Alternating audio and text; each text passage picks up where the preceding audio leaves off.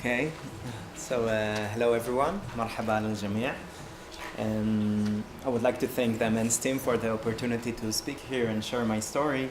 It is a very exciting and challenging experience for me as an Israeli, and I see in this moment a great gift, so thank you. A few years ago, my friends and I established Madrasa, the first and only website in Hebrew to teach colloquial Palestinian Arabic for free. It started as a small project in Jerusalem, and now it reaches tens of thousands of people who are studying Arabic. Our aim is to build better communication between Jews and Arabs in Israel, Palestine, and the region. So I was born, raised, and still live in Jerusalem, a very complicated city to grow up in.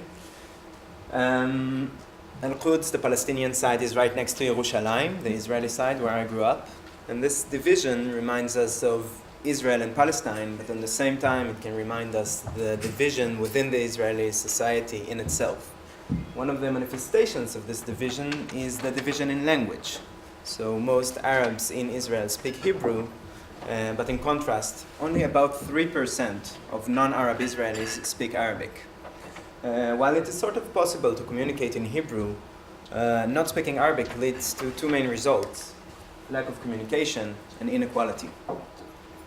So, not having the ability to speak Arabic leads to lack of communication, that leads to misunderstanding, that leads to fear, that leads to alienation from the language, the Arab culture, and its speakers, and like a vicious cycle, leads again to the fact that people just do not communicate with each other. Not speaking Arabic also makes it impossible to provide equal public services in the language, as well as preventing employers from offering equal job opportunities to Arab employees.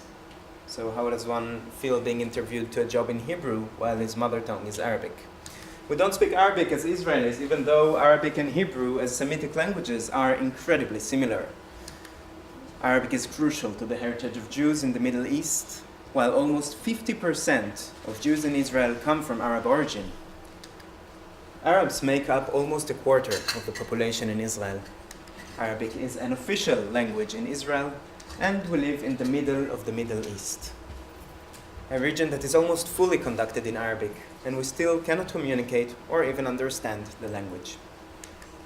So these factors show how the problem is deeply rooted, but I believe, and we in Madrasa believe, that they can also offer a foundation for a change. So before writing articles and reading books in Arabic, one can simply learn how to speak. But Israel's educational system is teaching very basic Fusha, or modern standard Arabic, which is very different from the Amiyya, the colloquial Arabic that people actually communicate in. I know it from my own experience. After learning Arabic for 6 long years, I realized that I could not communicate in Arabic at all.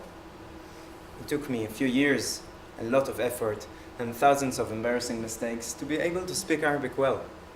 And then it all started to change. At the age of 23, I started holding free classes of colloquial Arabic at my home. I wanted to give people and share with them the ability that I had acquired to really talk to the people we live with, Palestinians and Arabs living in and around Israel. To my astonishment, many people came to my classes. I realized that many people want to learn Arabic. This is when I decided to film, edit, and upload my lessons. In the summer of 2014, my friends and I established the first version of Madrasa's website, with only 3 lessons that we had produced.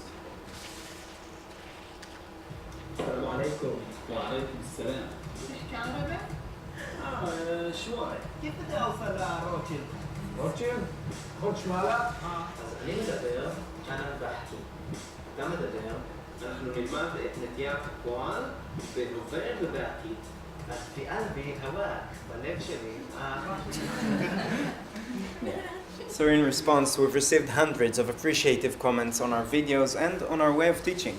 This has motivated us to create and publish more learning materials accessible to anyone who wishes to learn, all of it being the result of the work of our volunteers, both Jews and Arabs, working together. Today, we have more than 170,000 unique users participating in our online course and enjoying our enriching materials. A huge and a very diverse community has developed around Madrasa, connected through WhatsApp and Facebook groups. These numbers mean a lot when one considers the size of the population in Israel. So our community learns and practices Arabic together using the website, but many people have even gone beyond the screen and started meeting up in small groups across Israel to practice and learn together.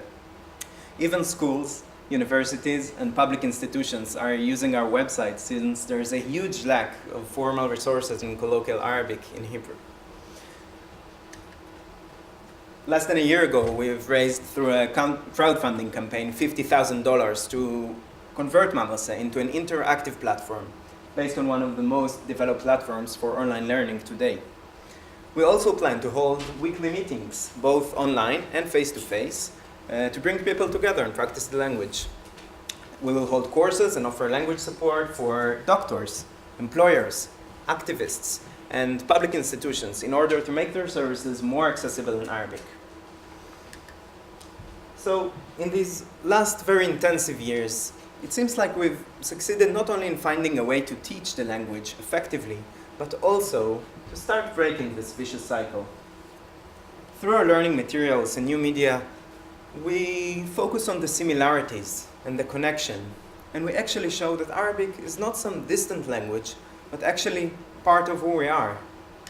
We see the factors I mentioned as a leverage for fulfilling our vision, a society that can communicate in Arabic.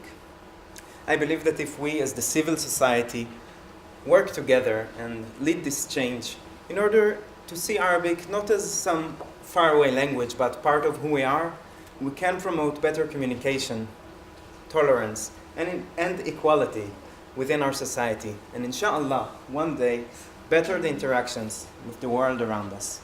I know that Arabic, apart from being a beautiful language in my opinion, as you all know, has really enabled me to finally interact with the world and with the people around me. So I hope keep on giving people this opportunity to learn and communicate. Thank you very much.